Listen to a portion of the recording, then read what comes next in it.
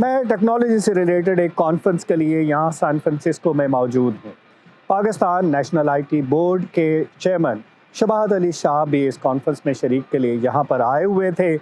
جب میں نے انہیں پوچھا کہ منی لانڈرنگ کے خاتمے کے لیے پاکستان کیا اقدامات اٹھا رہا ہے، تو انہوں نے کہا کہ پاکستان کی کوشش ہے کہ ٹیکنالوجی کو استعمال کرتے ہوئے ایسے پلیٹ فارمز متعارف کروائے جائیں جہاں پر فائنینشیل ٹولز کے ذریعے جو پاکستان کے اندر اور باہر جو بھیجے جانے والی رقوم ہیں، جو ٹرانزیکشنز ہیں، ان کو مزید ٹرانسپیرنٹ بنایا جائے۔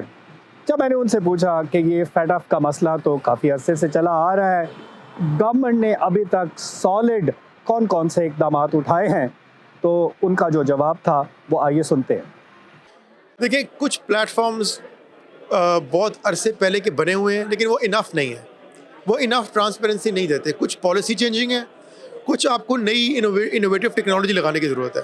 تو ہم نے ہمارے پاس کچھ پروجیکٹس ہیں جو کہ ابھی پائپ لائن میں ہیں، جس کی بیس پہ ہم نے اینٹی منی لانڈرنگ کے پلیٹ فارمز کریٹ کرنے ہیں اور اس کو رول آؤٹ کرنا ہے اسی سال 2020 کے اندر۔ ہم اس کو پبلسائز بھی کریں گے اور لوگوں کو بتائیں گے بھی کہ ان پلیٹ فارم کی ایکچولی سگنیفیکنس کیا ہے، اس کو یوز کیسے کریں۔